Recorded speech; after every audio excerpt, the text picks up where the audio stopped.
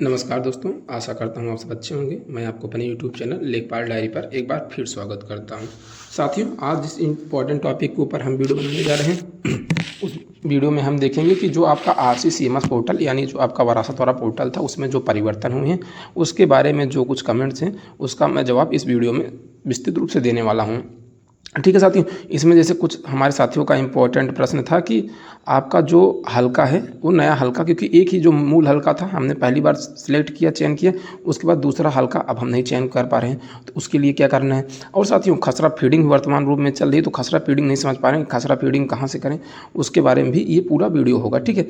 और साथ ही जो हमारे अपनी HRMS ID नहीं कंप्लीट कर पा रहे, जबकि मैंने कल वीडियो बनाया था उसमें मैंने बताया था, मतलब विस्तृत रूप से बताया था कि क्या क्या दिक्कतें होंगी, क्या क्या डॉक्यूमेंट आपको चाहिए, क्या क्या फिल करना है, लेकिन उसके बाद भी कुछ साथियों को समस्याएं आ रही हैं, तो उसके बारे में भी ये पूरा वीडियो होगा। ठीक है साथियों, पूरा वीडियो अंत तक देखिएगा। उसके बाद भी अगर कुछ समझ में नहीं आता तो आप कमेंट करिए, मैं कमेंट का जवाब दूंगा।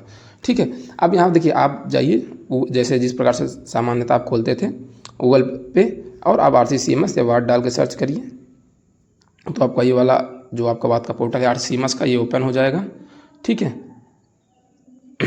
तो आप नीचे आइए जहाँ से ओपन करते थे, लेखपाल या राजस्व निरीक्षक लॉगिन पे, या आपके राजस्व निरीक्षक लॉगिन।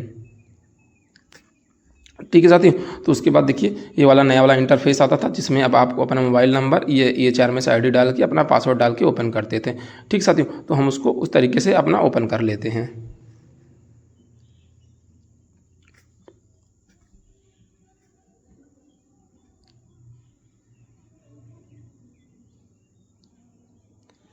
तो देखेंगे साथियों, ये हमारा जो वो पोर्टल था ये ओपन हो चुका है। ठीक है। अब हम सर्वप्रथम इसमें देखेंगे कि जो आपका नया हल्का जो मैपिंग की ही व्यवस्था, क्योंकि देखिए आप यहाँ पर एक आपका जो प्राथमिक हल्का है वो वहाँ पर दिखाई देता है। अब उसके आगे क्या करेंगे कि जो आपको नया हल्का करने के लिए आपका जहाँ पर नाम लिखा है वहाँ पर हम टच करेंगे। ठीक है। उसके बाद आप देखिए यहाँ पर नीचे ऑप्शन आता है प्रोफाइल देखें, प्रोफाइल देखे वाले ऑप्शन पर चले जाएंगे। प्रोफाइल देखे वाले ऑप्शन पर जाने के बाद आप देखिए यहाँ पर ऑप्शन आएगा प्रोफाइल मर्ज करें। अब देखिए प्रोफाइल मर्ज करने के बाद आपको क्या करना है, यहाँ पर आपको जो हल्के रहेंगे हल्के को चयन करना है। उसके बाद यहाँ पर आपको पासवर्ड डालना है। ठीक है। आपका जो उस हल्के वाला था उसका पासवर्ड डालेंगे। उसके बाद क्या करेंगे, हम यहाँ पर लॉग आउट कर देंगे। ठीक है। लॉग आउट करने के बाद हमारा ये जब दोबारा हल्का लॉगिन करेंगे तो हमारा जो हल्का रहेगा वो दिखाई देने लगेगा। ठीक है। इसी प्रकार ये प्रक्रिया कर देंगे, जितने आपके पास हल्के होंगे सब हल्के मर्ज हो जाएंगे। ठीक है। ये आपका कॉन्सेप्ट क्लियर हो गया होगा। अब आगे चलते हैं साथियों। ठीक है। अब खसरा फीडिंग के लिए, खसरा फीडिंग से संबंधित देखिए यहाँ पर आप आएंगे, साइड देखिए किनारे आप देखिए,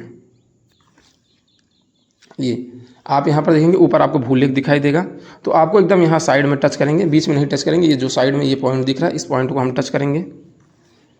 इस पॉइंट को टच करने के बाद देखिए यहाँ पर आपको अंश संशोधन अविवादित और खसरा। ठीक है। तो खसरा पे हम अगर टच करेंगे तो आपको ये पुराना वाला जो पोर्टल है उसी पे लेके चला जाएगा।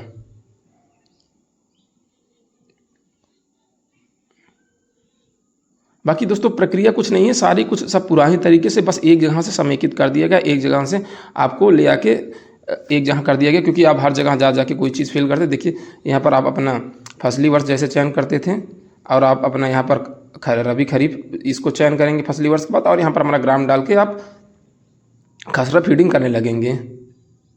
उसके साथ ही दोस्तों हम देखते हैं होम पे जा बैक होगा कि नहीं यहाँ पर, क्योंकि दोस्तों अब यहाँ से ये डायरेक्ट बैक नहीं हो रहा है जी। यहाँ देखिए आप बैक हो गया। अब देखिए इसी पोर्टल में आपको बहुत सी चीज़ें और दिखेंगी, जैसे आपका मुख्यमंत्री की योजना है, IGRS, डिस्ट्रिक्ट अभी देखेंगे, ये सब टच करेंगे तो अभी ये सब निर्माणाधीन बता रहा है कि अभी इस पर मतलब डायरेक्ट रिपोर्टें नहीं आ रही, लेकिन इसके बाद यहाँ पर वो रिपोर्टें आने लगेंगी जो आप अलग से डिस्ट्रिक्ट पे जाके लॉगिन कर देते हैं, उसी के थ्रू लॉगिन करेंगे। बस यहाँ पे आकर टच करके वहाँ डायरेक्ट लॉगिन कर लेंगे, ये व्यवस्था हो जाएगी। अलग से वहाँ पर आपको ID पासवर्ड डालने की आवश्यकता नहीं है। बाकी इतना हो गया साथियों। अब जो हमारे साथियों का प्रश्न था कि जो आपकी ID इनकम्प्लीट बता रही थी उसके लिए क्या करें। साथियों मैंने देखिए ID इनकम्प्लीट के बारे में आपको पहले भी बता दिया था कि क्या समस्याएं उत्पन्न हो रही हैं। देखिए आपको मैंने बताया था कि आप सर्वप्रथम एक एडमिन ID ले लीजिए। कहाँ से मिलेगी, पहला प्रश्न ये है। देखिए हमारे केस में था कि जो हमारा RK कार्यालय था वो हम लोगों को एक एडमिन ID दे दिया था, जहाँ से हमारी पहले जब हम लोग ID जनरेट किए थे वहीं से वही ID थी, मतलब हम लोग के पहले थे ID पासवर्ड दे दिया गया था, तो वो ID हमारे पास पहले से ही थी। कि हमने उनके पास कॉल करके पता किया कि सर अब इसमें हमने क्या डॉक्यूमेंट्स फिल करने हैं, क्या क्या डाटा फिल करना है। तो उन्हें बताया कि जैसे मैंने पुराने वीडियो में बताया था कि जब आप अपनी एडमिन आईडी ओपन करेंगे तो वहाँ पर सर्विस बुक का ऑप्शन देगा वाइट पट्टी में, ठीक है, जहाँ वाइट पट्टी बनी रहती है।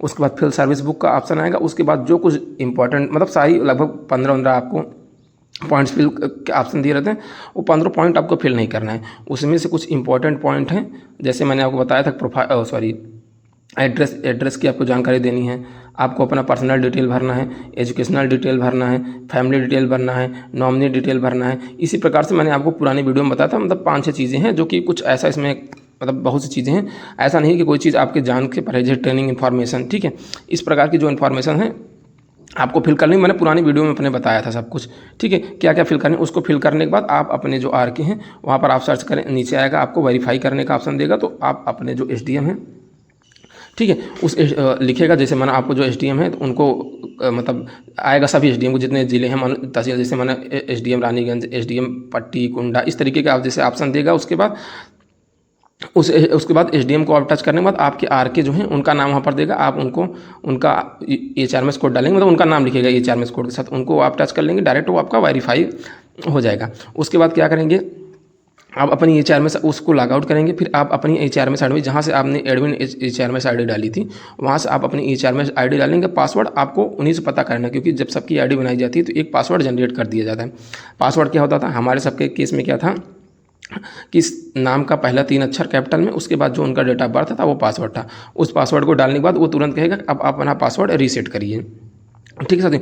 अपना जब हम पासवर्ड रीसेट कर देंगे तो उसके बाद डायरेक्ट आपको, मैंने आपको बताया था, आप जब अपना पासवर्ड रीसेट कर देंगे तो आप देखिए यहाँ पर आके ये वाली प्रक्रिया चालू हो जाएगी। नीचे आइए, नीचे आते हैं एकदम। जब अपना पासवर्ड आप कंप्लीट हो जाएगी आईडी, क्योंकि ये सब समस्या आईडी कंप्लीट करने, यहाँ पर देखिए जो साइनअप वाली सिस्टम दे रहा है, ये साइनअप वाले व्यवस्था में चले जाएंगे आप। तो यहाँ पर देखिए अपना सब कुछ डालेंगे। उसके बाद आपको HRMS आईडी लॉगिन करने के लिए कहेगा। देखिए यहाँ पर बताया, आप साइनअप पेज में जाएंगे, HRMS आईडी डालेंगे, ठीक है। जब आपको सब कुछ कंप्लीट रहेगा तो कोई दिक्कत नहीं, डायरेक्ट हो जाएगा, ठीक है। HRMS आईडी दर्ज कर देंगे। उसके बाद आपके पंजीकृत मोबाइल नंबर पर एक OTP आएगा, OTP को फिल करेंगे और अपनी एक पासपोर्ट साइज फ़ोटो लगाएंगे यहाँ पर, ठीक है, जो कि शायद 50 से 200 KB के बीच में होनी चाहिए, ठीक। फ़ोटो डालेंगे, उसके बाद आप ये कंप्लीट हो जाएगा। उसके बाद दोबारा से आप अपना HRMS आईडी से लॉगिन कर लेंगे, ठीक है। यहाँ पर एक ट्यूटोरियल वीडियो है, उसको भी आप देख सकते हैं। बाकी यही था दोस्तों मेरा पूरा वीडियो। अगर जानकारी आपको अच्छी लगती हो तो चैनल को लाइक शेयर सब्सक्राइब जरूर कर दीजिएगा। इसके साथ ही साथ दोस्तों जो भी आपको डाउट उत्पन्न हो रहा है कि क्या क्या डॉक्यूमेंट फिल करने, इसके बाद भी, क्योंकि देखिए वो एडमिन आईडी जो मैंने आपको बता दूँ, जो एडमिन आईडी हम लोग को दी गई थी वो तहसील की नहीं थी, जो आपके भूले कार्यालय की थी, उनके हेड की वो HRMS आईडी थी। अब क्या केस है कि कुछ लोग कह रहे हैं कि तहसील के एडमिन आईडी से भी हो जाएगा, तो अगर तहसील के एडमिन आईडी से हो जाता है तो अच्छी बात है। बाकी मेरे केस में था वो भूले की एडमिन आईडी थी। तो साथियों यही था मेरा पूरा वीडियो। अगर जानकारी आपको अच्छी लगी हो तो चैनल को लाइक शेयर सब्सक्राइब जरूर कर दीजिएगा। Thank you watching for my video.